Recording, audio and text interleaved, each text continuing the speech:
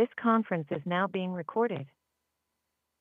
Welcome, and thank you for joining today's meeting of the Freedom of Information Act Advisory Committee. Please note this conference is being recorded and all audio connections are muted at this time. If you require technical assistance, you may open chat with the associated icon at the bottom of your screen and send a message to the event producer. With that, I'll turn the conference over to Alina Simo, Director of the Office of Government Information Services and Committee Chair. Thank you so much, Candace. Good morning and welcome, everyone. As the Director of the Office of Government Information Services, OGIS, and this committee's chairperson, it is my pleasure to welcome you all to the second meeting of the sixth term of the FOIA Advisory Committee. I want to welcome all of our colleagues and friends from the FOIA community and elsewhere who are watching us either via WebEx or with a slight delay on the National Archives YouTube channel. We are holding this meeting on the heels of an extremely exciting and productive kickoff meeting that we held in person this past Monday, September 9th, in the McGowan Theater. If you missed it, fear not, you may visit the NARA YouTube channel and catch up on that meeting at your convenience. So I have a few housekeeping notes to go through. Candace, next slide, please. Thank you. Before we launch into our meeting today, let me cover a few housekeeping items that are also covered on the slide.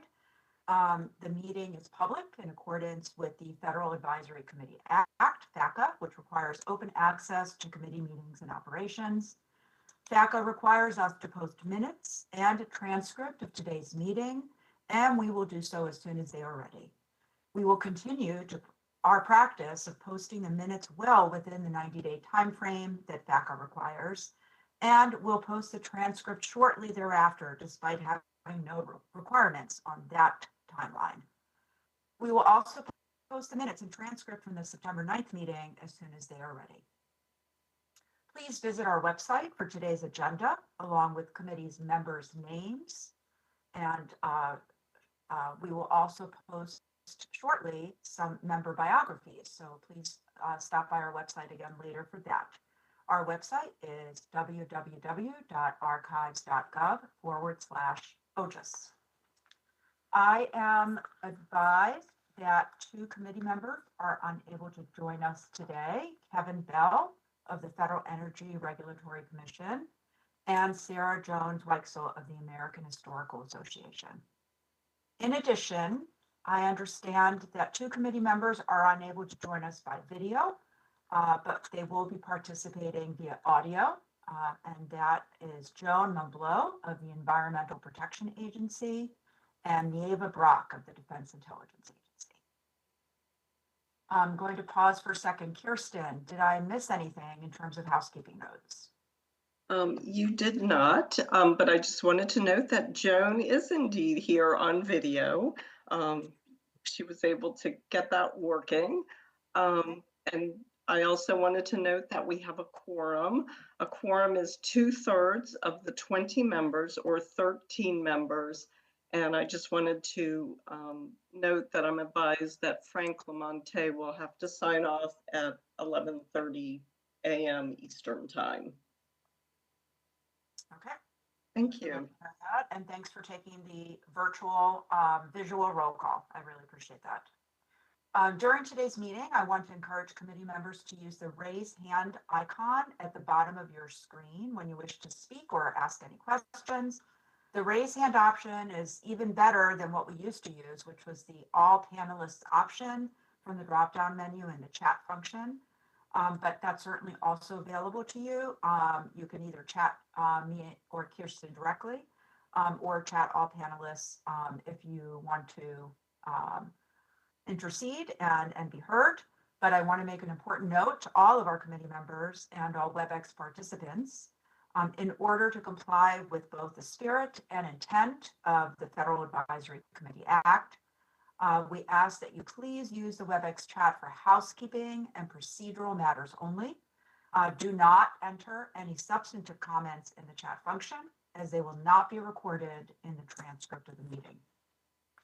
Also, committee members, if you need to take a break at any time during the course of the meeting, please Do not disconnect from the web event. Instead, mute your microphone by using the microphone icon and turn off your camera by using the camera icon. And send a quick chat to me and Kirsten to let us know that, if you'll be gone for more than a few minutes, and join us again as soon as you can. A reminder to all committee members, if you can remember to identify yourself by name and affiliation each time you speak today, that would be very helpful. To members of the public who are watching us today, if you wish to submit written public comments to the committee, you may do so using our public comments form that is available on our website. We review all public comments, and if they comply with our public comments posting policy, we will post them as soon as we are able. We will have a public comment period at the end of our meeting today. My goal is to end by noon today, if not earlier, so perhaps we can meet Frank's 11:30 deadline. As we noted in our Federal Register notice announcing this meeting, public comments will be limited to 3 minutes per individual. Okay, I'm going to pause for a second. Any questions from our committee members about anything that I've gone through? I'm seeing some shake. Kirsten, please go ahead. Yes, I just want to note that we do expect Margaret Quokka to join us. She will be a few minutes late. Thank you. Yes, thanks for pointing that out. I appreciate it. Okay, so let's go on to our agenda for today's meeting. We want to focus today on a discussion of the priorities for the 2024 to 2026 term, and select subcommittees today, along with co-chairs for each subcommittee. We have allocated a significant amount of time on today's agenda to allow for committee discussion on priorities for this term. It doesn't mean that we need to take the entire time, by the way. If we can come to a quick resolution, pick our subcommittees and co-chairs, we can wrap up much earlier. Following that discussion of priorities, I would like to move the committee forward to form subcommittees and select co-chairs. Just as a reminder, in accordance with our bylaws, we will need one government and one non-government chair for each subcommittee. And by now, all committee members have had a chance to read last term's final report, other material, and homework assigned by Professor Barron. I want to thank our fearless DFO, designated federal officer, Kirsten Mitchell, for pulling together a great summary chart that captures what each of you expressed at Monday's meeting as potential accomplishments for for this committee's term. Kirsten has also tried to place them into the 3 buckets of subcommittees I suggested that we consider: volume and frequency, FOIA statutory reform, and implementation. I believe Kirsten circulated the PDF document to all committee members. It is also posted online under today's meeting materials. Has everyone had a chance to review that? I'm seeing some nods. Okay, great. A little different than being a McGowan. I can't look around the room and see if people are nodding. I have to flip back and forth to 2 different screens. So please bear with us. We do hope that it accurately captures what we heard at Monday's meeting. If it doesn't, and we weren't hearing correctly, today's a great opportunity to amend or tweak your hopes, wishes, goals for this term during our discussion. And I just have a quick few reminders for committee members to keep in mind. Subcommittees are not set in stone for the entire committee term. Traditionally, we've had subcommittees last the entire 2-year term. But it doesn't mean that one subcommittee cannot end in the middle of a term and another subcommittee begin. So I want to encourage everyone to think creatively. Good morning, Margaret Quokka. Thank you for joining us. We encourage forming working groups within subcommittees. It's a very efficient way to tackle a variety of different issues. The working groups can report back to subcommittees when they meet on a regular basis. And we have seen subcommittees take up topics and then end up dropping them down the road. And that happens for a variety of reasons. We've also seen subcommittees take a completely different direction than they first thought they would take. And that is completely acceptable. That just happens in the and the process of discourse and dialogue and discussion and contemplation about difficult topics that we're facing in the FOIA community. So I want to pause for a second, make sure that no one has any questions. And if no one has any questions about anything that I've gone through, just flipping back and forth on the screens, I would like to open the floor up to committee discussion of topics and welcome any and all comments. So Melissa has raised her hand. Melissa, please go ahead. Hi, this is Melissa Pickworth from FDA. I had a question about the chart that we kind of put together, and I was just curious, from prior committees, if we've talked or if there's been a history of kind of consolidating some of the buckets into just maybe like two, and having some of the topics actually be working groups under the subcommittees. Because, for example, the volume and frequency of requests one, I'm envisioning fitting nicely under the FOIA statutory reform, possibly, because, in terms of opportunities for offering relief, it would seem to be that there needs to be some kind of legislative change for there to really be like a meaningful way to offer relief to agencies. So that was one of my thoughts, is maybe consolidating some of these as working groups that feed into the larger working group or subcommittee, so that they can gather information and kind of help feed the decision making for whether or not that seems to be something that we want to pursue as part of a broader legislative reform package or concept. So thank you for that comment. I'm sure other committee members have thoughts on that too. I believe Shelley has raised her hand next, followed by Ryan. Shelley, go ahead, please. So my comment is more on that volume and frequency subcommittee. I would kind of, because this is my research area, I would warn away from putting it under statutory changes, because I think that's sort of a leap toward a solution, that there may be other ways to do it through policies or trainings or some other thing. And so my other comment with volume and frequency was maybe to change the name or open the aperture a bit, because I know that some committee members had talked about harassment and those kinds of requests. So maybe building it out to fit that as well. And I know we've just been throwing around unduly burdensome, and it's really difficult to find a name, but something in that vein. Okay, thanks. I hope that you can come up with some great ideas about what to call it. So I'm very open to ideas. But thank you for that, Shelley. Ryan, you're next, I believe. Thank you, Ryan Mulvey, Americans for Prosperity Foundation.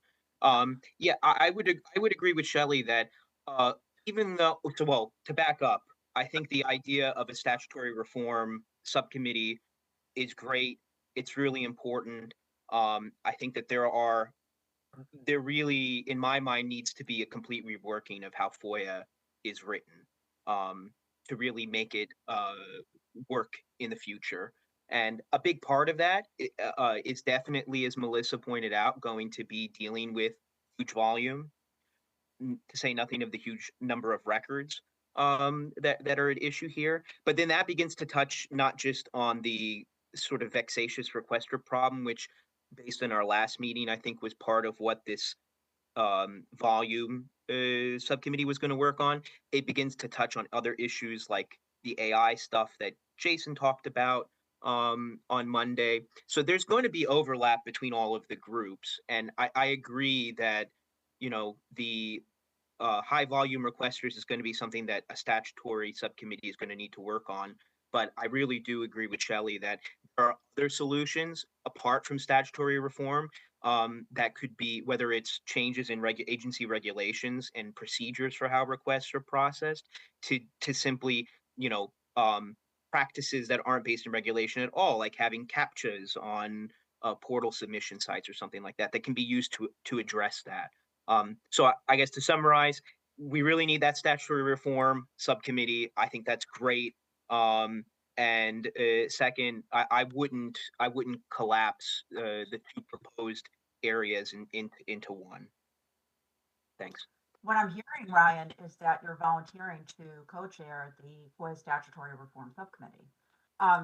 We'll put a pin in that and circle back. Okay. Thank you for all those comments. Liz, go ahead, please.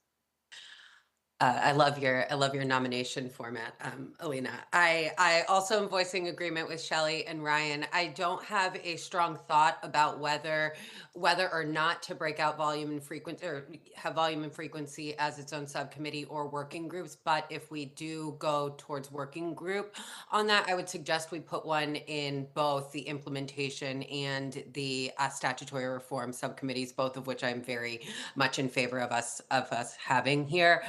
For the reasons stated earlier. But also I was really struck across all of the materials and reports that I've read, one of the common themes being from FOIA practitioners that the recommendations sometimes paint too broad a brush.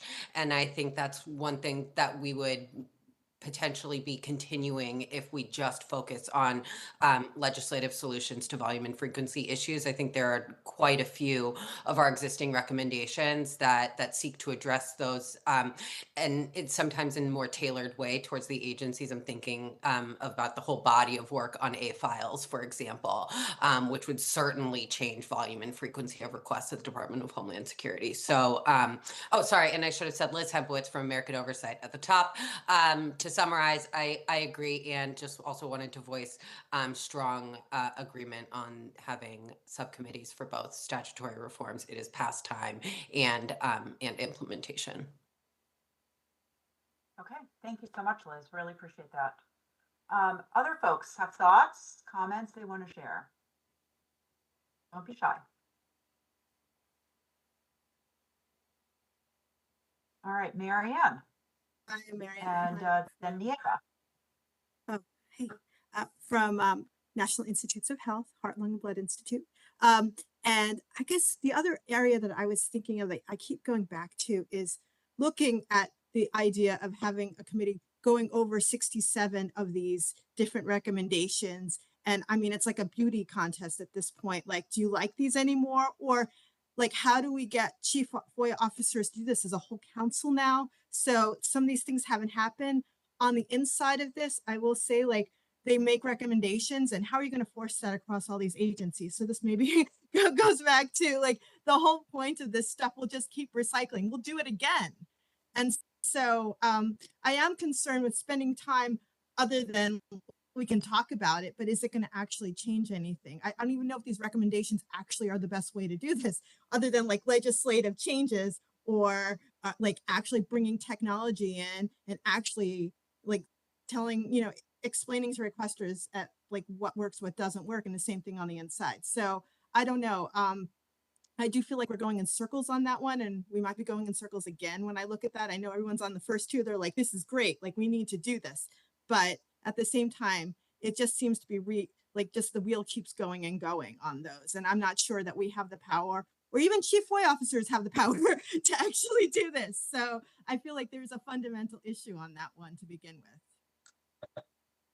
Okay, I don't know if others share that that concern from Mary Ann. I appreciate that concern. I'm going to say that I feel as though a lot of the recommendations that have been made, a number of them OGIS has already tackled by doing assessments. I feel like another pat on the back for me and Bobby is that we stood up to committees of the Chief FOIA Officers Council that are quite active. So some of the recommendations are getting implemented, but I hear you. And that is definitely why we wanted to have an implementation subcommittee to really go back and figure out what's working and what's not working. So, but thank you for all of those thoughts. I appreciate that. Nieva, you're next, and then Deborah. Yes, good morning. Yeva Brock from the Department of Defense. Along those same lines, I was thinking that, you know, I do appreciate the three buckets. I think it's a reasonable number of buckets, and also they're broad enough that we can define what we mean by them.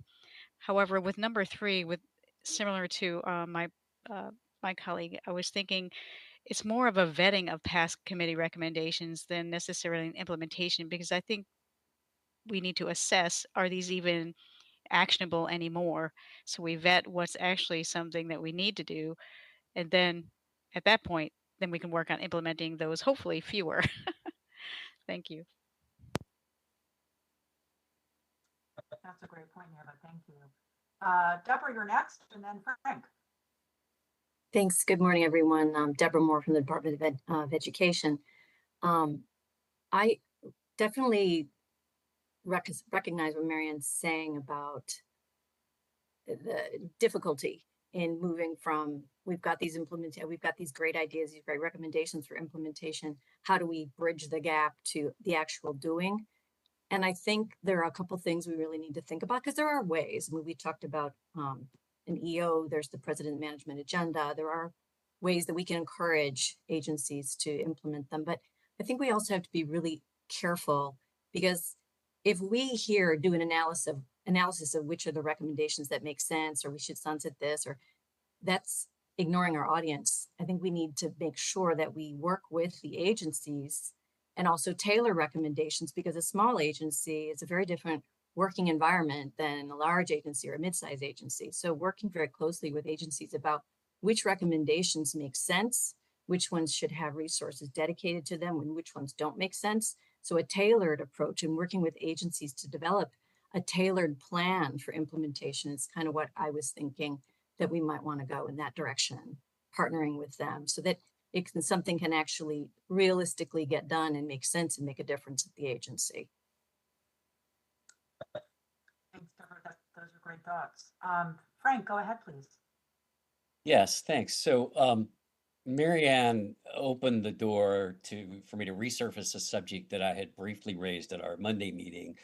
And it seemed like there was a little bit of interest in going down the path of perhaps identifying 5 or 6 core topics that are common to the 67 past recommendations that could become part of a mini report that could be ready for the inauguration of the new administration shortly after January. And my thought, and Marianne has helped me crystallize this thought, is that could nest as a working group underneath implementation, and I'm happy to work on that to identify kind of the Goldilocks level of recommendations here. There are going to be some that require an appropriation and or statutory change, so that would not be appropriate for a day one executive declaration. There are others that can be done internally and are in process of being done internally within OGIS and archives. Again, not fodder for an executive declaration, because the train is already moving out of the station on those. So that Goldilocks couple in the middle that could be done by way of a tone setting, priority setting declaration on day one would be, I think, really a productive discussion to have. And it would also help us eat the elephant of implementation one bite at a time. That's a bite that we could eat between now and January. And again, I'm happy to work on that. And I think, regardless of how the election comes out, or what the next administration is, we could certainly identify, a half a dozen that are kind of process improvements and just tone setting things in the same way that President Obama on day one set a tone, made a priority. I think there's value in that symbolically, even if there's not a whole lot that is accomplished in terms of moving Earth. Okay, thank you so much, Frank. All right, Liz, you're up again. Just wanted to give voice to some of the nodding heads in the room from Monday and now across the room to that idea from Frank. I think it's really worth us considering, and I would love to work on that as well. Okay, that's great. Frank, is that still your raised hand from before? Otherwise, I'm going to call on Professor Cole. It is. Sorry, I've lowered it. No problem. David, go ahead, please. Yeah, thanks. Great discussion.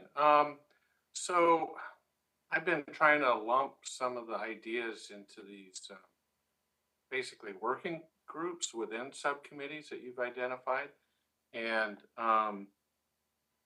that's something that I think will help as we figure this out. You know, I like the idea of just having two subcommittees, but I'm not sure if that's going to work. I think the three that you laid out is pretty good. Volume frequency, statutory reform. I could see working groups on developing, you know, better legislation, maybe toward the 60th anniversary of FOIA, maybe get that congressional hearing, you know, something substantive. People have brought up other legislative changes, deliberative process.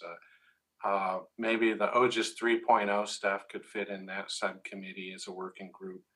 On the implementation, I think there's a lot of possibilities. And building on what Frank said, you know, that report done last term, like Jason pointed out, starting on page 20, identified 17 previous recommendations that the subcommittee felt could use more work from future terms, that actually something might be able to be accomplished.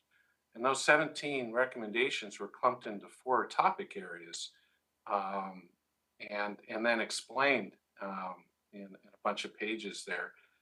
And so an implementation subcommittee wouldn't have to start from scratch here, could start with maybe those and incorporate others or change it up, you know, and certainly have working groups on, you know, AI technology,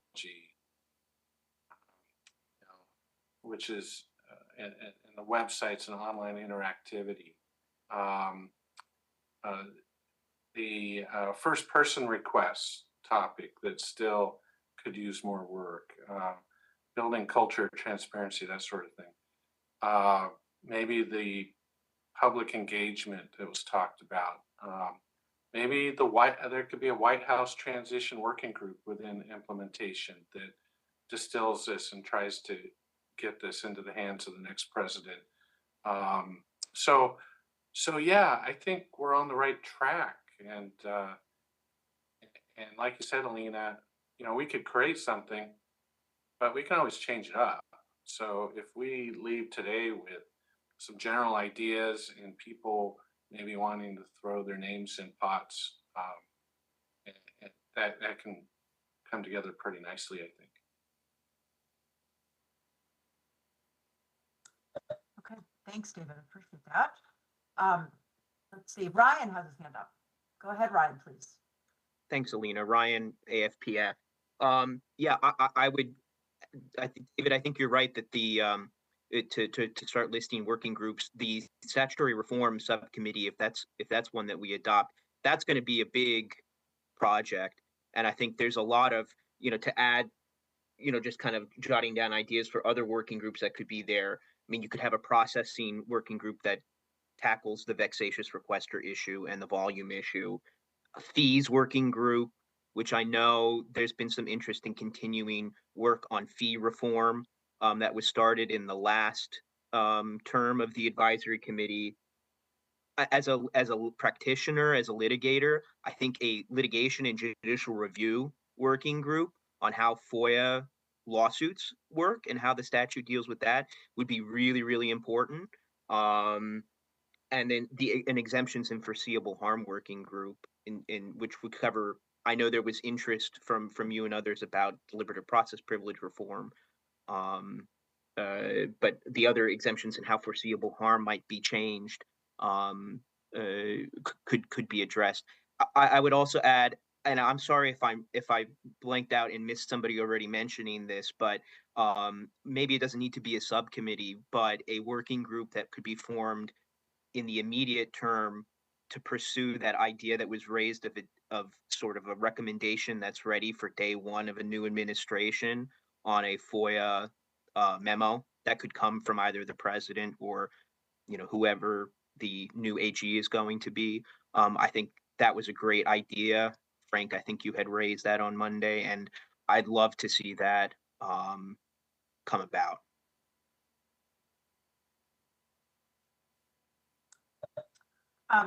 Ryan, I'm sorry. I think I was a little distracted by the fan that's going on behind you. I just want to make sure that I heard the first part of what you said. Were you arguing now in favor of collapsing volume and frequency under FOIA statutory reform? No. This is Ryan again. I just think that that is something that would need to be addressed as part of the statutory reform, but it can be addressed elsewhere too, because I don't see a fix to the statute being the only or maybe even the best way of addressing the problems that agencies seem to be facing. Okay, and then I jotted down just in case everyone missed it, but I at least heard you say a fees working group, litigation and judicial review working group, and exemptions and foreseeable harm working group. Okay, just wanted to be sure I captured that. Marianne, go ahead, please. Just a quick one because Ryan made me think about it, but on our side of this, because I know there's a lot of things that we want to talk about from both sides, from the request and everything side. The kicker for us, what that falls into all of that is a 20 working days statutory limit, which leads to so many of these litigation problems. So let's throw that in as well, because that's a real problem when you see some of the sizes of these requests. There's no way ever, possibly. Understood.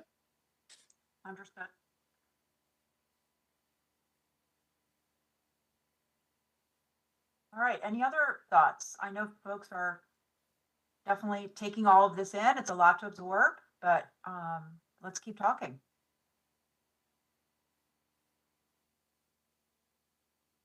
Whitney.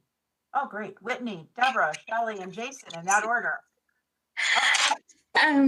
This is Whitney from Pension Benefit Guarantee Corporation. I just had more of a procedural question. How many working groups do you typically see on the subcommittees? Because I see we have a lot of priorities here, and I want to just know how we can narrow that down to focus the working groups within the three subcommittees. So I have seen a subcommittee have up to 3 or 4 working groups. I don't think there's a particular number, honestly. Sometimes a working group could be just one person, just working on a particular issue and exploring it and researching it and then reporting back to the subcommittee. So I think the answer is it depends, which is Kirsten's favorite answer. But I would say, I think if you have 15, that seems a little unmanageable. I think, keeping it to a few, I think is definitely very workable. And we've seen that work well in the past. Does that help? Yes, thank you. Okay, sure, thank you. Deborah, go ahead, please. Thanks, Deborah Moore, Department of Education.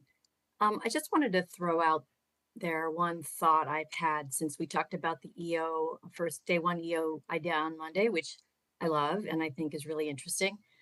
But I was wondering about the whole day one aspect and wondering, day one, no matter what, we're going to have new people, right? New administration with new priorities. And there's going to be a lot of priorities. So that means a lot of competition on day one to catch everybody's eye on what's important. Maybe we should think about before day one, maybe this administration, because the other thing I've witnessed is that political appointees who at the end of their term often are very eager to leave a mark, and they may, be more motivated to do something, to, take action. So I just want to throw out there, maybe we shouldn't limit ourselves to thinking just about day one, maybe something before then. And maybe it's not mutually exclusive, but something ahead of that to get things moving I don't know, just want to bring that up for discussion. Shelley has her hand up, but I would love to hear folks react to Deborah's point. I think that's a great point. Shelley, go ahead, and then Nick. One of the things I've been looking at the chart and kind of looking at others, anything marked other, to make sure that we're not missing pieces. And one of the ones that we haven't talked a lot about is AI. And I know that previous committees have taken certain working group concepts that have gone across through subcommittees. And so I think AI might be one that could move in that way or be worked into many working groups. I just didn't want to forget that it's a priority to some others. Yeah, thank you, Shelley. And I have to say that our DFO and our assistant DFOs do a really good job of providing that continuity and connection among the subcommittees. We try to very much monitor what's happening in terms of the work of each subcommittee and make sure that folks are talking to each other. If you're not serving on 3 subcommittees, and you won't know exactly what's going on in all 3. So we definitely try very hard to make sure that folks are connecting and they're talking to each other. So, but that's a great point. I think AI is definitely a topic that everyone cares about, and you're absolutely right. I think it has a thread in all of these themes. So, thank you, Nick, and then Margaret. Yeah, no, I love Shelley's comments, especially having the privilege of working on the tech committee's AI working group. Definitely think that's one. And also with Deborah's comments, I think that's great to really, the continuity aspect within the now couple of months. And then obviously I think we had some discussion about White House. So if you're a PRA, Presidential Records Act, or Federal Records Act, is FOIA applicable to you? But then how do you make it applicable across the federal family? And really, I think that's always a great thing now and in the future to highlight to leadership and agency heads to make sure maybe some confusion or misunderstanding, but how can we do this efficiently and accurately? And I think it's definitely one. Day one is great, but why, not get something right now going so we can really show we're ready for this 2-year term. Okay, thanks, Nick. Margaret, go ahead, please. Hey, thanks, Margaret Cuoco, Ohio State. I wanted to make maybe one procedural ask and a couple of substantive suggestions. So one is it possible to, for example, Alina, share your screen with a Word document on it and start to list out working groups that are potentially under each of these subcommittees so that we can see it in real time and start to make suggestions about how to move them around? Because I think I've maybe lost track of how many ideas have been sort of floated. And as we sort of add things, we might be able to combine or rearrange or move and kind of come to consensus about how to do that. So I just didn't know if that might be, I don't know, there might be some rule about that. I don't know. But anyway, I put that out for consideration. Hold on Yeah. second. I think it's a great suggestion. I don't think we've ever done that before. I'm going to ask Candace if that's something that we might be able to do. And Kirsten, what do you think about that? Is there something we could do about that idea? Because it's a great idea. Yeah, I'm happy to share my screen and start taking some notes if you all would like that. I've made you the presenter, Kirsten. You can do that. Okay, let me just get Yep. Yeah, I was picturing something as simple as a Word document that lists the 3 subcommittees, and then we start putting bullet points with the working groups under them, and then we can start to decide, is this the right number? Where do they go? Which subcommittee? How should we because I think we actually have a pretty decent outline, maybe already stated. I just can't remember it all. Okay, so my substantive points were that if we are, I wanted to say that if we're doing in the statutory bucket, I think it would be important somewhere in there to have a conversation about affirmative or proactive disclosure reforms. There are past committee recommendations on that topic, and also other legislative proposals out there about that as well that we might draw from. So that seems like maybe one piece that we haven't touched on yet. And then this committee has done an enormous amount of work on first person requesting, in particular on A files. And I don't know where that goes. It might be implementation. I'm not sure, but it seems like we shouldn't drop that thread as we think about what to carry forward. So I just wanted to sort of flag those 2 things as things I haven't heard a ton about yet in this discussion, but arguably or may fit in somewhere. Thanks. Margaret, I know you actually did a lot of work on that in the past. I thought you had sort of moved on, but if you are interested in continuing to work on that issue, it's still a very important topic for agencies. So I very much welcome your input and participation on that topic. Let's see, Liz, you have your hand up. Yeah, I think that is, sorry, Liz Hepwitz, I'm from American Oversight. I think that is one of those issues that would make a lot of sense for there to be some content, to be included in both the legislative or statutory reform subcommittee and implementation. So I'm just seconding that. And I do think it's important to keep that thread alive. It's clearly a big concern. Jason, I thought I saw your hand up earlier, but did you put it down? Hi, no, I'm here. I think there's a lot to be said to what we've been talking about in terms of the three groups. I'm very supportive of a statutory reform group being its sort of independently doing its thing. And Ryan has an ambitious agenda for that. I want to also just not forget that Michael Robnitsky made the point as a public comment last time about the FOIA Bill of Rights. And we should be thinking about incorporating at least conversations that we have, those ideas that come. That's a larger question about public engagement going forward in this committee. I've noted with some irony that in a prior term of this subcommittee, there was a time volume subcommittee of the committee from 2018 and 2020. And so calling a second subcommittee to be volume frequency, I think perhaps underscores the fact that we have endemic issues in FOIA that we have not solved over many terms. I would say about implementation, there's a degree of realism here that there's enthusiasm at the beginning of each term to do many different things and many different working projects.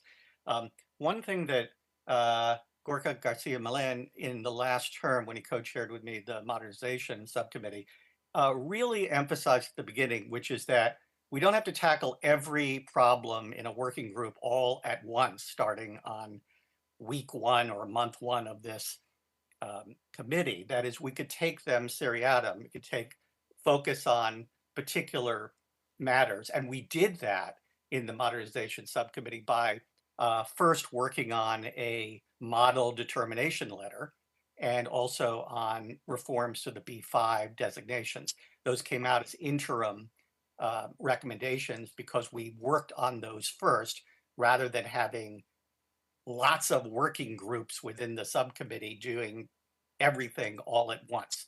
So that's a structure to this. So whatever the number of ideas there are, when the subcommittees are formed, I think there could be a triaging or a prioritizing of what is the most important. Now, what strikes me and what strikes others here is Frank's idea about day one having an executive order in place.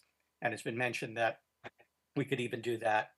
We could certainly start thinking about how to do outreach to the present administration as even before a change of administration. That will be either easier or more difficult depending on who is elected president, but that's the reality.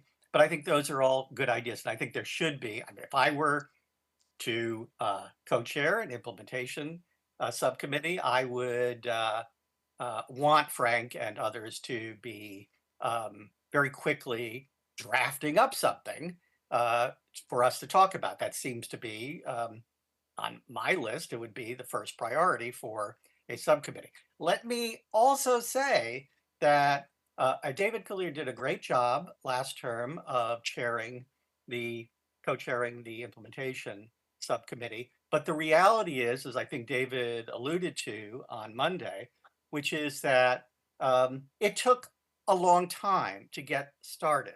So the way that we conceived it, there were many months where we talked to Alina and Bobby about what they had done on recommendations in the past.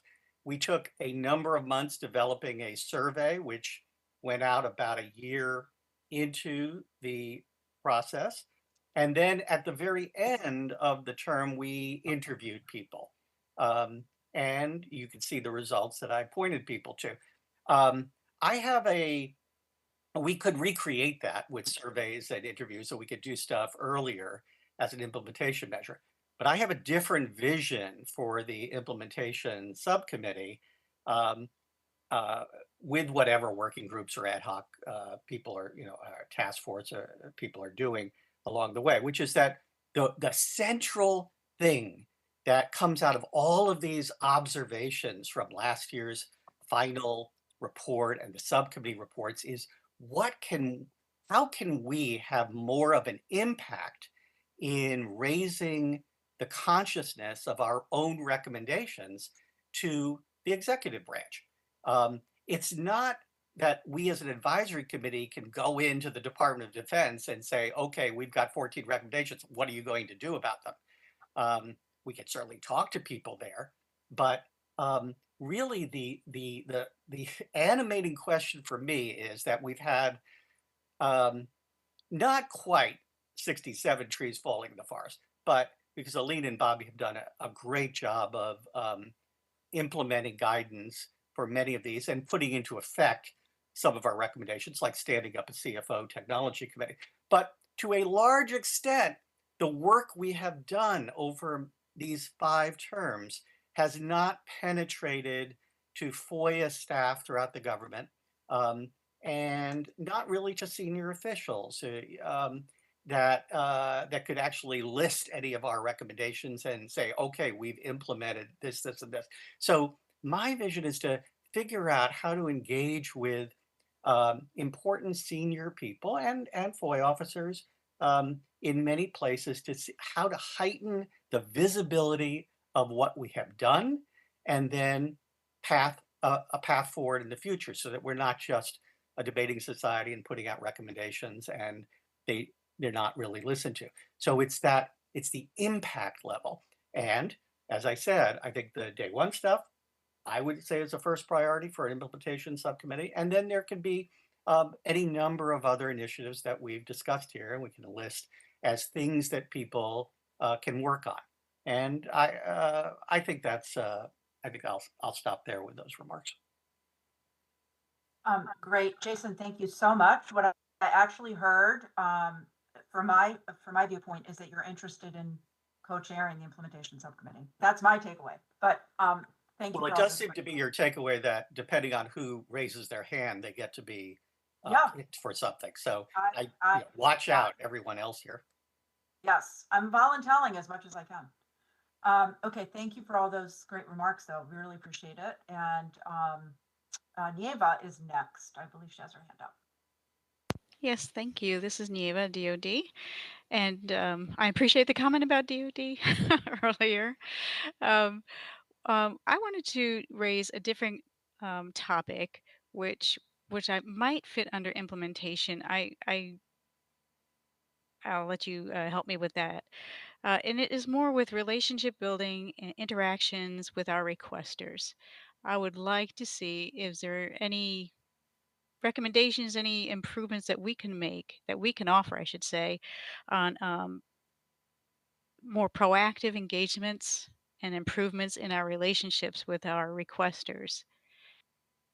And on that note, I would like to just make a point that when we talk about vexatious matters, we should really understand that the topic is a vexatious request or a vexatious request issue, and not a vexatious requester, because we love our requests. That's the whole reason why we exist. Freedom of Information Act. We want to give this information out to the public.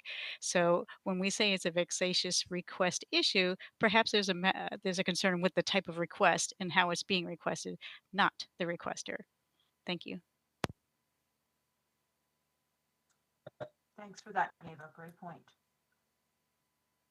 Shelley is still working on thinking of a different name for the subcommittee. I'm still on unduly burdensome because I know that, I'm sorry, Shelley Kimball, Johns Hopkins University. I know that vexatious has more hostile connotations and people don't like it. And so our working title in our research tends to be unduly burdensome, to tone it down a little. But to add just a little bit in the notes, I know that in the list of wants for everyone, that idea of the harassing feeling types of requests, which I think is a whole different thing than volume or frequency, can go under this, whatever it will be called. I know Marianne also talked on Monday about introducing some decency back into the process, which also seems to mirror a little bit of Neva's comments today about having improved relationships with requesters. Any ideas about where that would fit in? Is that something that could be tackled under volume and frequency? I think that's an important point that I'm hearing a stream of thoughts that seem to kind of converge on those topics. Melissa, Ryan, and Marianne, in that order. Melissa, go ahead, please. I just kind of chiming in on this last topic, because I do think, although we, not all requesters are vexatious, there actually are a handful that are, that and I know some of my colleagues on this committee have experienced that firsthand. I do think that this concept of introducing decency and expectations in terms of how requesters engage with us is important, because there are people, I do have staff members that have been verbally assaulted by people, and have had mental consequences as a result. So I think we do need to acknowledge there are a few people out there that do have these behaviors, and I do think part of the conversation about how we manage people when they cross the line is important, because some of those people are also the same people that are giving us unduly burdensome requests, but not always.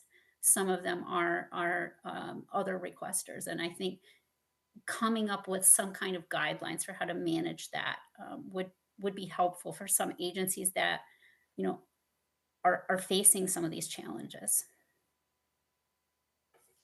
Thanks, Melissa. And I think there's several agencies who would echo that they're facing those challenges. So that's certainly what we're hearing. Ryan, Marianne, and then Nick. Ryan, go ahead, please. Thanks, Alina. Ryan Mulvey, AFPF. As a requester, I don't find the term vexatious requester to be offensive or problematic. And I think we need to be careful. I have an issue with trying to lump that into unduly burdensome, because it's not the same thing. I mean, you can have a requester who's submitting 500 requests in a day. None of those individual requests is going to be unduly burdensome, might not be unduly burdensome, right? So to say that this is an issue of burden, I mean, it is in a sense, but there's a technical meaning to unduly burdensome that certainly in the case law that kind of goes together with reasonable description. And I would I mean, if we don't want to use the term vexatious requester, that's fine. But I just need to we need to make sure that we're clear that these phenomena are not the same. My other comment was that on decency, and I think this could even be broadened to beyond the requester agency dynamic, where we can talk about building a better culture in FOIA administration, both in terms of the relationship between requesters and agencies, but also within agencies, between the FOIA office and political leadership, or the FOIA office and program offices. I don't work in the government, but I've come to know in the past decade a lot of people who do, and have learned a lot about the difficulties that FOIA officers and government information specialists face in dealing with folks within their own agency.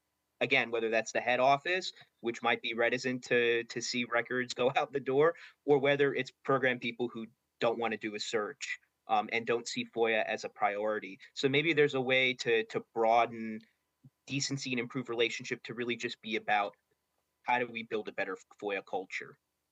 Thanks. Thanks, Ryan. That's a great point. That resonates with me a lot. We've talked about being assigned to a FOIA shop as being sent to Siberia in the past. Some of you may remember that. Marianne, go ahead, please.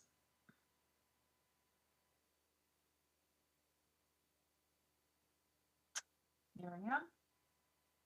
Okay, I'm still on. Okay, I'm getting confused from mute and unmuted. I've been on here. Okay, all right. So, yes, everything Ryan said, but the things actually I was thinking about as we were talking through this, since I've had a few days to think about what I actually was thinking, is that like we have this committee, and when I started thinking about why I wanted to be on this committee is because we're with requesters, and we're actually with the ones that all right, you want to say vexatious. Sometimes I call it ridiculous. And I laugh at ridiculous because that's how I get through some of this craziness, because I'm just like, that is completely ridiculous. And nobody wants to be called ridiculous. But some of these things, that is the reaction because I laugh. So, but I will say is we might not be able, no offense, Ryan, to make all these statutory changes, because I was thinking about my interpretation of how statutory changes happen in the past is Bobby over there in OIP and some requesters who had some power talked to someone in Congress, and that made it happen. And that's my interpretation of it. So I'd love to see something else happen out of this.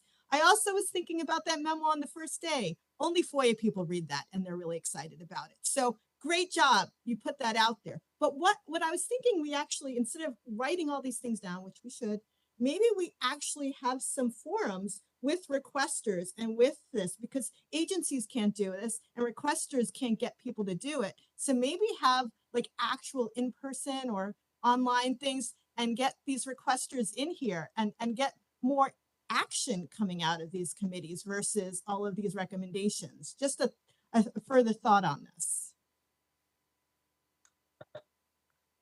We've certainly can contemplate inviting requesters and having a forum at one of our public meetings. So that's definitely an option that we can definitely explore. So thanks for that comment, Marianne. That's great. Nick and then Neva. Yeah, no, to piggyback on what was said about, I think we were mentioning a blueprint, and I'm reminded of OSTP's AI Bill of Rights. So if we could do a FOIA Bill of Rights, maybe that could be external and internal. So our career folks, as we were mentioning, sometimes the challenges, the mental issues that they have, but then also that our requesters kind of have some guiding points that may help them. And so that thing, maybe a document that we could put that in, and then it could be help. I think was just said is if we have some type of area where we can get together with requesters and government, that may be kind of a nice document that kind of puts it out there. And so it's always great to be mindful of our friends at OGIS who help best practices for FOIA. So that's just kind of my thoughts on a Bill of Rights that we've been talking about. Maybe this could be multi-faced. Nick, just so I'm clear about what you're suggesting, would this Bill of Rights accompany this day one memo that we've been discussing, or is it a separate parallel effort? Not to step on anybody's toes, maybe this could be before the document we work on now to get the conversations going and open up some logjam. But I think it could be referenced in the day one. And I think as Jason and David mentioned, the potential EO, we don't need all the information, but it could be a reference to it, that here's the current work we've done on Bill of Rights. And then the day one kind of is, here's the real key points for FOIA and our democratic experience to be successful. Okay, thank you so much for that. Neva, Scott, and then Dave Collier. Yes, hi, Neva Brock, again, DOD. First off, I just want to say, Marianne, I am so excited about an idea of a public forum. I almost jumped out of my skin when you said that. I said, this would be so wonderful. And which sort of begs the question to you, Alina, what are the left and right limits and the art of the possible with what we can do besides just meeting and writing reports? I'm much more interested in engaging with the actual requesters whenever we can, and I also love the idea of engaging with the process. And the other comment I want to make is for Ryan. Yes, I truly do agree that unduly burdensome is very different from the whole vexatious request issue, and I do think they should be treated differently. So Neva, to answer your question, we haven't had specific public forum of the type that I think Marianne is starting to outline. We certainly invite public comment at every single one of our public meetings, and we offer an opportunity for everyone, both agency folks and requester community folks, to offer public comments that we post on our website. That certainly doesn't take away from the idea of having, you know, more public dialogue and discourse in the setting of a public meeting. So we are definitely able to explore that further. Thank you. That would be great. Yep, sounds great. Scott and then David. Hi. So overall, my comment, I have an overall comment in that all the ideas we've talked about so far, I think fit in to the three buckets of subcommittees, of committees that we've talked about pretty easily without a whole lot of stretching.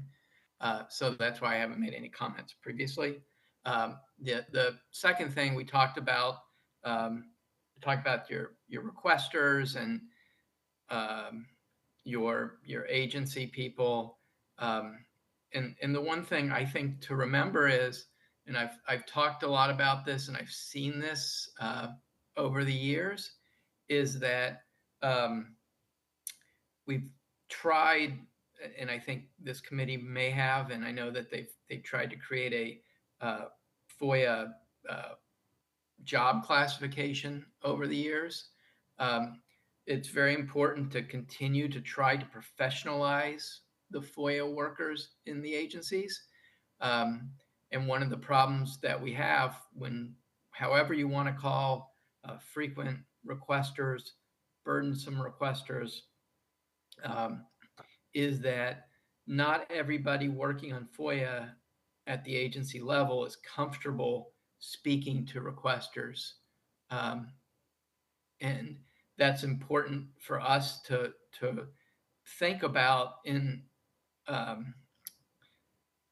how we think about individual, how the requests go through processes at each agency, and they're all different. It's a huge FOIA world with over 1 million a year.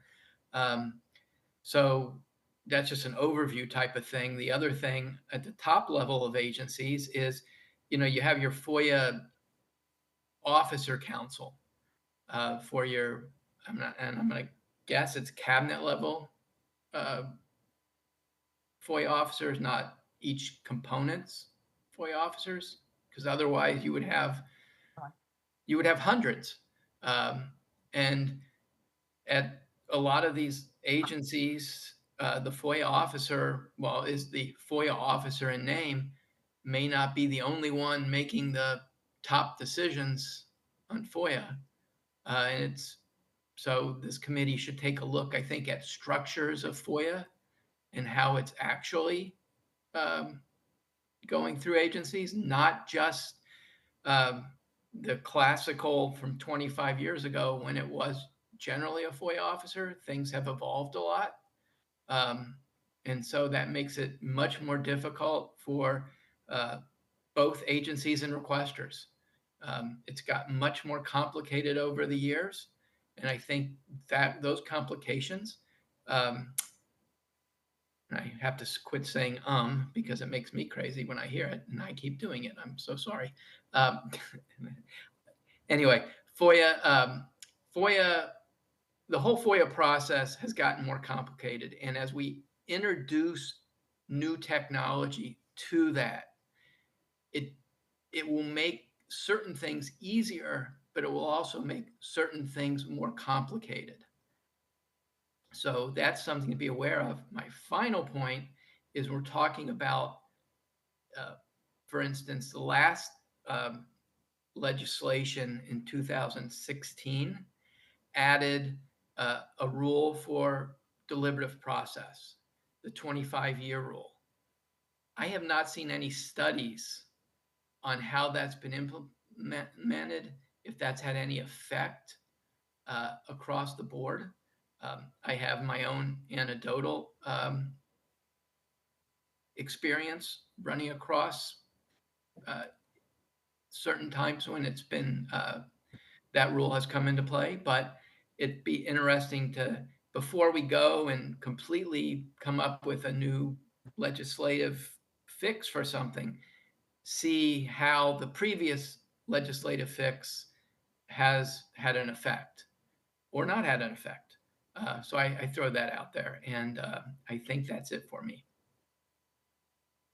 Thank you, Scott. Those are really great points. You actually opened up the door for me to put a plug in for the training that OGIS conducts on dispute resolution skills for FOIA professionals. We modified our format. We used to do it in person. Now we do it virtually for agencies, and we actually help give and provide best practices and tips for how to talk to requesters on the telephone, which we're finding the younger generation is having a slightly tougher time with, and they're very eager to get feedback on how to approach that. So our dance card is full for the moment, but I think we'll open up in the next fiscal year. So that's just my plug. Thank you for allowing me to make that plug. Margaret and then David. I was just going to respond to Scott's last point, which is on the 25-year deliberative process sunset. There's a very recent academic study on this question about its impact that suggests that the impact is very small, if at all, because of records retention schedules. So the likelihood that there are that someone's looking for records that still exist at the agency that are that old, it turns out, is very low. And in particular, this study tried to ask for records that had been requested at the time and where the deliberative process privilege was invoked. But most agencies have like a 7-year sunset on retaining those records that were processed through FOIA. So I can dig up the study if you're interested in it. It's only one data point. Like there may be other instances, and there might be, obviously, even if there isn't a volume of requests where it affects, it might affect particularly important requests. I don't mean to say that there's no impact at all, but to say that there is some early academic work done on it. Margaret, could you send that to Kirsten and to the FOIA Advisory Committee at NARA.gov, and we'll share that with the whole committee, and we can also post that online for our public to see as well. But yeah, that would be really very helpful. I'd be very interested in reading that study. Yeah, absolutely. Alina? Oh yeah, go ahead, Kirsten. Alina, this is Kirsten. I just want to warn that we may not be able to post the study on our website depending on copyright of the study. I just want to point that out. That. Yes. Okay, Dave, and then Melissa. Thanks. Yeah, this is a great discussion. By the way, on the list there, Kirsten, which is really helpful, professionalizing FOIA officers. I'm not sure what subcommittee that would land on, but great ideas. Everybody's tossed out, right? And I'm sure there are folks that have other ideas. Maybe they haven't offered up yet. And so moving forward, I have a couple technical questions for you, Alina, and then on process. So one, if a subcommittee has 11 people or more, and they all meet, is that a quorum of the committee? 13. And is that 13? 13, and that triggers various things and can be problematic. So we want to limit our subcommittees below 13, probably. Yes. Two, you just raised an issue like disseminating information to each other, the full committee. If someone wants to send a study or something or their notes or whatever to the full committee, aren't there also some rules on that gets posted? Is that public then? They have to CC some email you have. Is that correct? We encourage everyone to CC the FOIA Advisory Committee and NARA.gov email box because we retain all of those records. Right. So those are public records. So everybody might want to be aware of that. And these studies, because I want to inform a bunch of on some studies that have been published, and we ran into this last term. So I don't quite know how to deal with this. Maybe some IP lawyers in the crowd here can say whether that really is a copyright violation. I don't know, maybe. I guess making journals thing public could be, but if we can figure out a way of disseminating information to each other, the whole committee, that would be helpful. I don't know a solution to that. And then third, as we move forward today, thank you, Jason, for volunteering to co-chair the implementation subcommittee. If we need a motion, I so move. And we can certainly come up with co-chairs for what we now have as 3 subcommittees, right? As far as, it would be great if we'd have a way for people to, as a group, kind of formulate, at least get a sense of what everybody's kind of interested in. Maybe some of these working groups, because clearly it's a long list, it could grow. Maybe there's 3 or 4 people interested in a certain topic, and thank you, Kirsten, for putting that list when people chimed in. But now we have a whole lot of other topics, right? And so is it technically or legally possible to create a shared Google Sheet or whatever where everybody can go in and check, yeah, I really want to do this, maybe, this sort of thing. Then we can all get a sense of kind of where everybody lands and their interests, and then create groups from there with the idea that it sounds like these 3 subcommittees are where we're moving forward. Is that possible or no?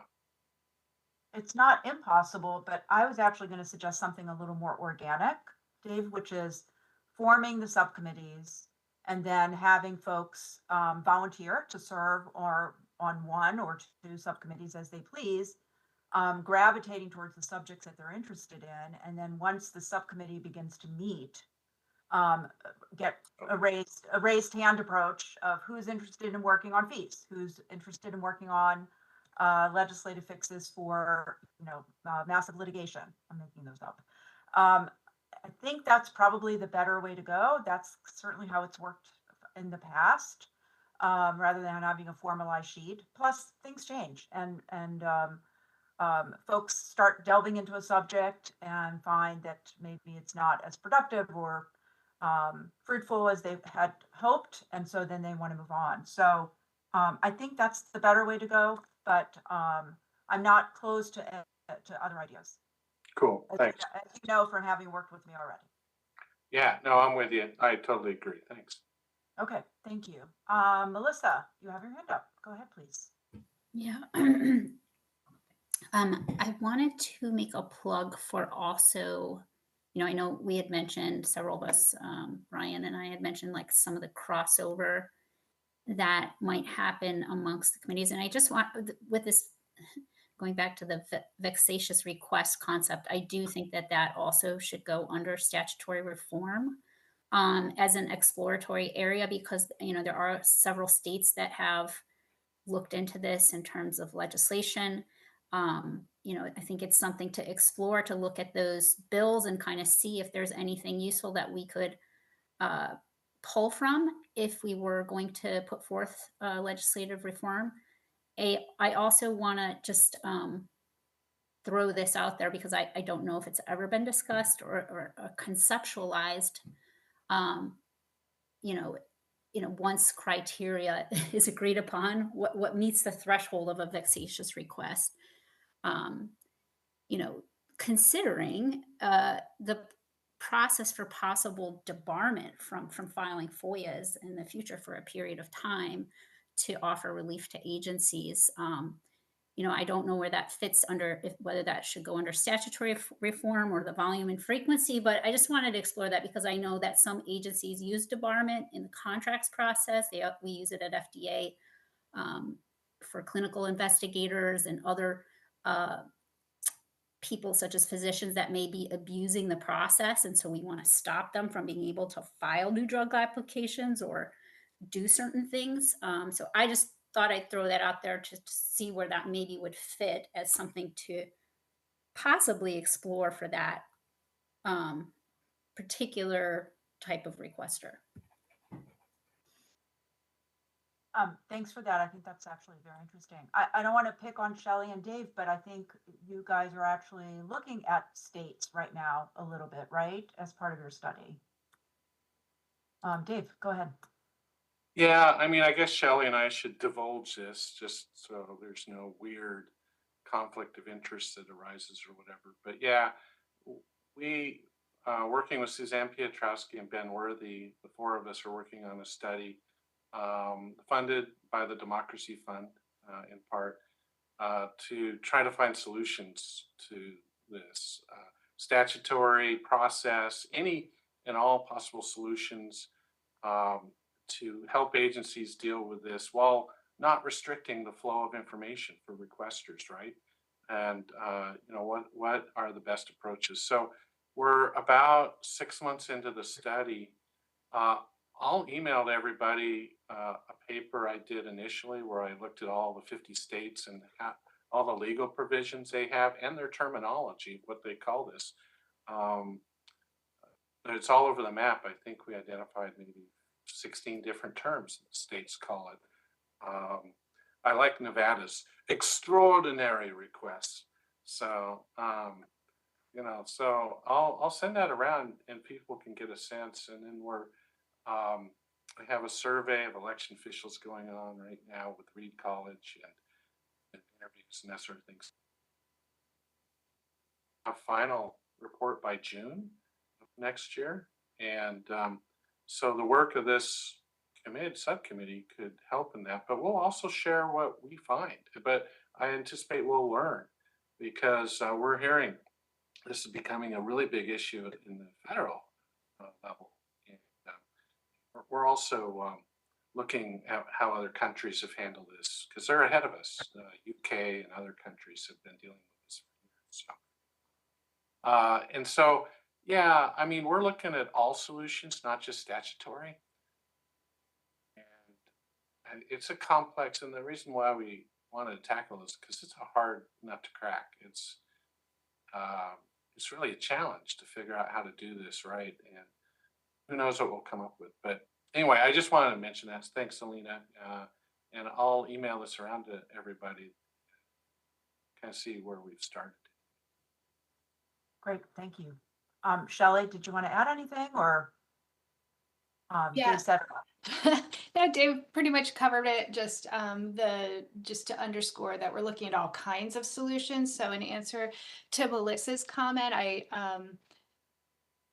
we are absolutely considering statutory as well. And so I think that even in each of the subcommittees, you know, not all statutory reform suggestions are going to happen in the statutory reform committee. I think that, you know, implementation may have some. We may find that in the volume, frequency, burdensome, vexatious committee as well, that statutory in certain situations may be the right thing. And so just kind of keeping that open aperture.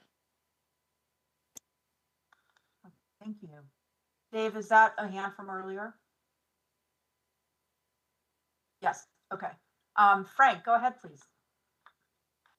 Thank you. So I don't know that it is time urgent that we finalize all the rosters of all the committees in this particular meeting, but I do think that getting back to the point about at least contemplating having a set of day one recommendations for a new administration, there is kind of some time urgency about coming to a decision on that today, because looking ahead on our calendar, I see only the December 5th meeting between now and Inauguration Day. So if we are to set the process in motion toward reaching a consensus on what a day one memorandum might look like, December 5th is the day for us. So my suggestion would be, and again, I apologize, I have to catch a plane, so I've got 10 minutes.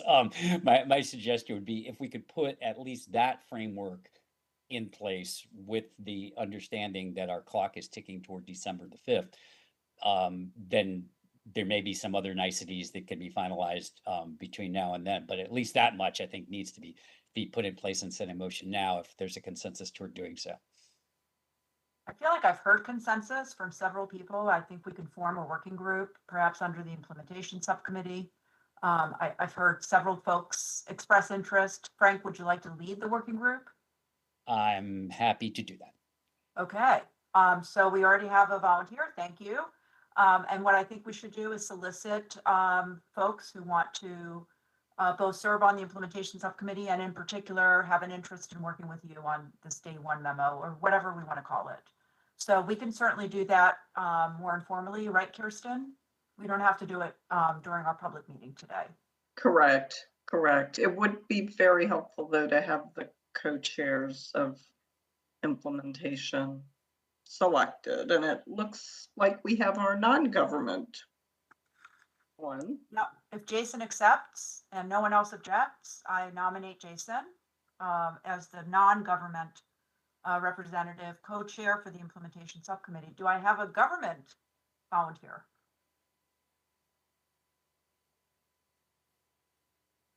All right, folks, not all at once. I'll do it. Who said I'll do it? Marianne.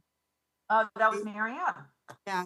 Okay. You get another NIH that, person. like- Sorry. Am I dragging you kicking and screaming, or is this something you're willing to take on? No, it's fine. I feel like it'll be interesting. There's a lot in there.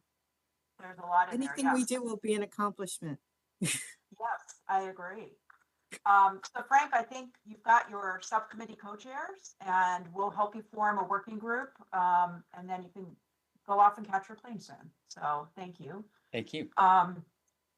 Do we have any other folks who have thoughts or comments about anything we've talked about today? Lots of great discussion points everyone has raised. I really appreciate the great discussion. And thank you, Kirsten, for being a great note taker and filling in all the blanks. I think that's very, very helpful. And Margaret, thank you for suggesting that as a starting point. How about volume, frequency, burdensome, vexatious subcommittee? I feel like it's now like morphed into like a longer name, but do we have any interest in, does anyone have any interest in co-chairing that subcommittee? I see, oh, wow. Eva and Nick have both raised their hands. Is that my government and non-government volunteers? It looks like it. Okay, Neva, you're down. And Nick, are you down for the non-government co-chairmanship of that? Yes. Okay, well, this is formed great. I really appreciate that. Last but not least, FOIA statutory reform. Do we have volunteers for that? I heard Ryan loud and clear. Did anyone else hear Ryan? I did as well. I think that's a great choice. Thank you, Nick. All kidding aside, Ryan, are you interested in co-chairing the FOIA statutory reform subcommittee? Sure. Okay, thank you. I need a government volunteer, please.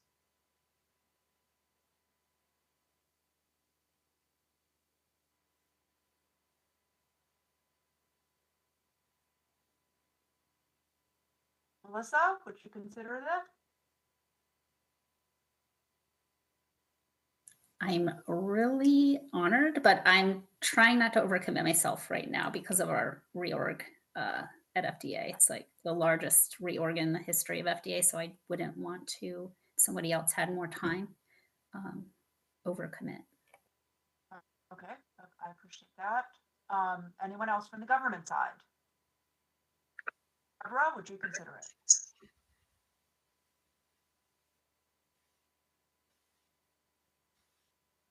Whitney, are you present? Yes, I was going to speak. Yes, I will volunteer to co-chair that committee. Oh, And I've been okay. kind of quiet, but Really appreciate that. Thank you so much. Okay, well, that's great. I think we're kind of having a great way forward where things are falling into place. So I really very much appreciate that. Hey, Alina? Kirsten, please. go Yes, ahead. I just want to make sure that this is Kirsten Mitchell, the DFO. I just want to make sure that I have this correctly because there were some volume issues on my end. So for volume and frequency, we have Nick Wittenberg and Nieva Brock. Is that correct? That's correct. Yes. Yep. Okay. That's correct. Great. Okay, and then implementation, Jason R. Barron, Marianne Mannheim, and then for statutory reform, Ryan Mulvey and Whitney Fraser Jenkins.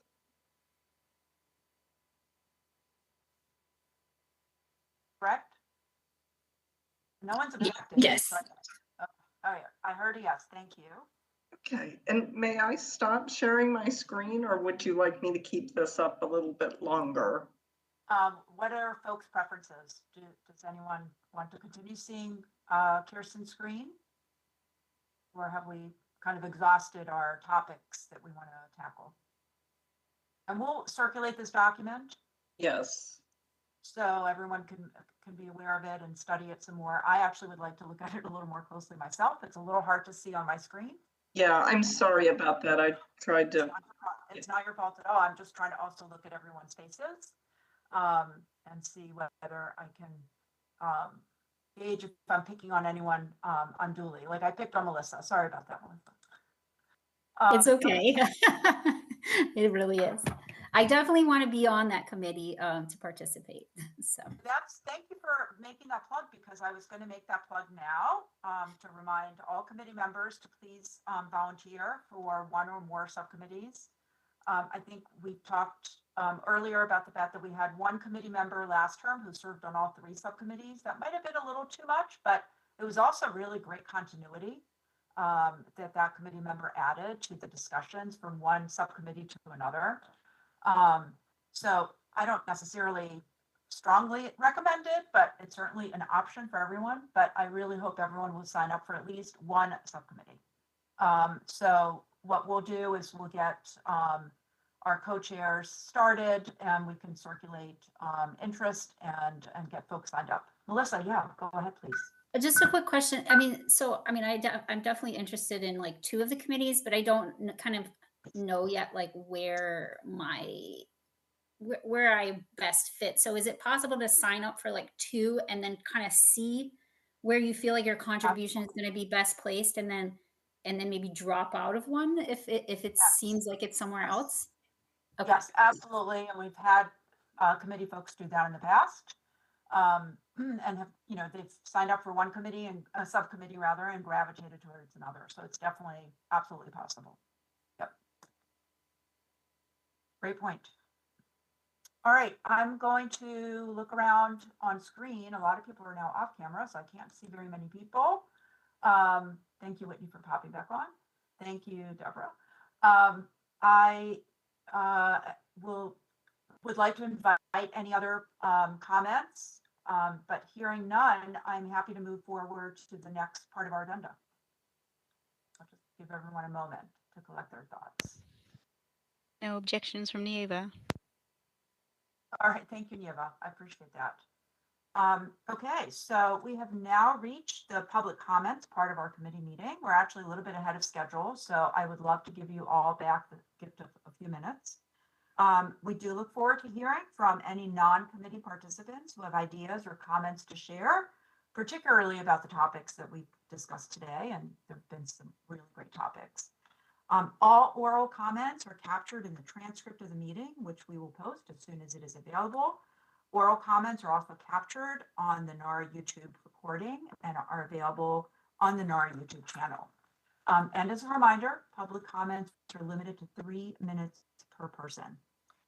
So at this time, Candace, I would like to ask if you could please provide instructions to any of our listeners for how to make a comment via telephone, and let us know if there are any callers waiting to be called on.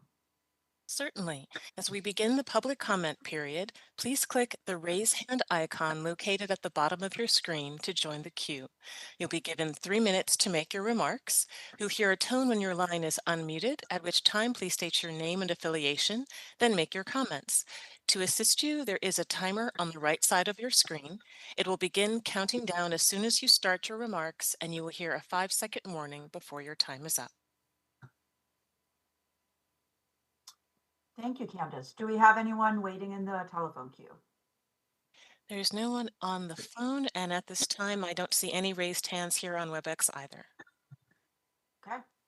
Why don't we give folks a minute or two to make sure that we've given everyone an opportunity to be heard. So committee members, bear with us. Thank you.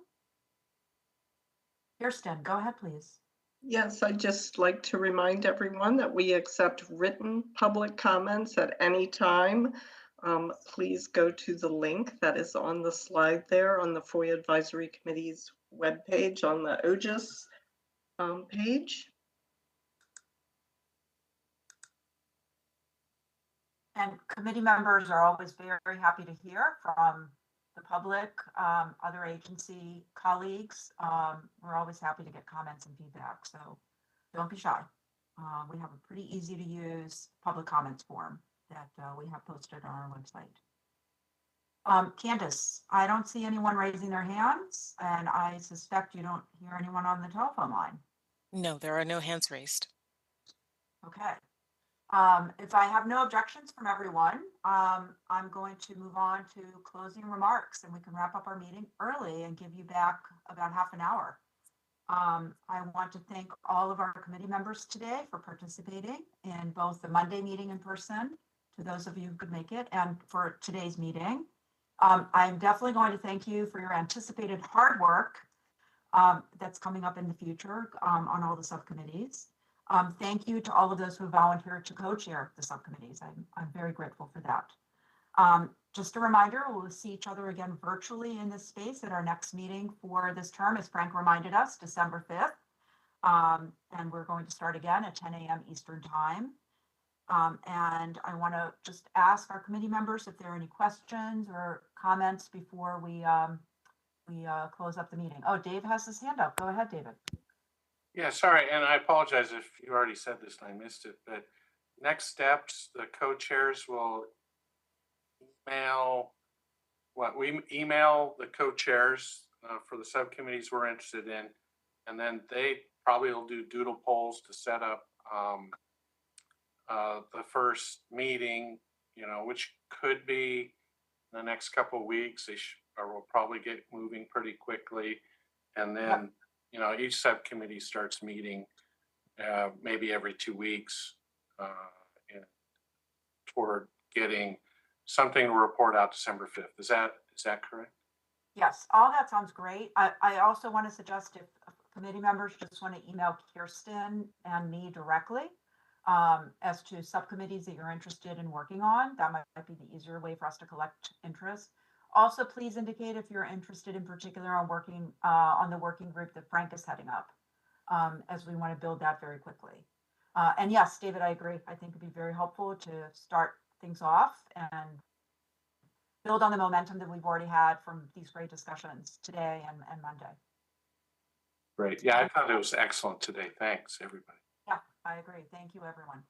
Eva, did I see your hand up or was that accidental? Oh, no, it was up, but it was basically, yeah, what are the next steps? I know that we're not going to be sitting on our laurels between now and December 5th. So just wondering, also just, I was thinking sort of just process wise and technology wise, is there going to be like a shared drive for all of us to drop information in, or are we just going to have to figure that out per committee? Subcommittees, I think will figure it out on their own. I know we've had some issues in the past with agency folks not having access to the Google Drive, for example, and sharing Google Docs has been an issue. But we can try to talk through the logistics and see if we can come up with some creative ways to manage that. Maybe today's technology that wasn't yesterday's technology. Maybe there's some better solutions. Kirsten, do you have any other thoughts on that point that Eva just made? No, unfortunately, I don't. It's a great idea. I wish there was a platform where everyone, both with the government and outside the government, could collaborate, but we've not found that yet. But I also just wanted to add that I'll be working with the subcommittee co-chairs, Nick, Nieva, Jason, Marianne, Ryan, and Whitney, to so we can move ahead on scheduling meetings and those sorts of things so we can get started. Great. Thank you. Thank you. Thanks, Neva. Okay. Any other questions or comments? Around? Rick, you've been very quiet. I know you're going to do a lot of hard work behind the scenes. Yeah, everyone has said things that I would have said, and probably better than I. So I have not. So I have refrained. Thank you. Appreciate that. Thank you. All right, I hope everyone has a great fall. I know we'll be hard at work behind the scenes. We will see each other again for our next full committee meeting virtually on December 5th. I want to thank all of you for joining us today. I hope everyone and their families remain safe, healthy, and resilient. And with that, we stand adjourned. Thank you. Thank you. That concludes our conference. Thank you for using Inteller Events. You may now disconnect.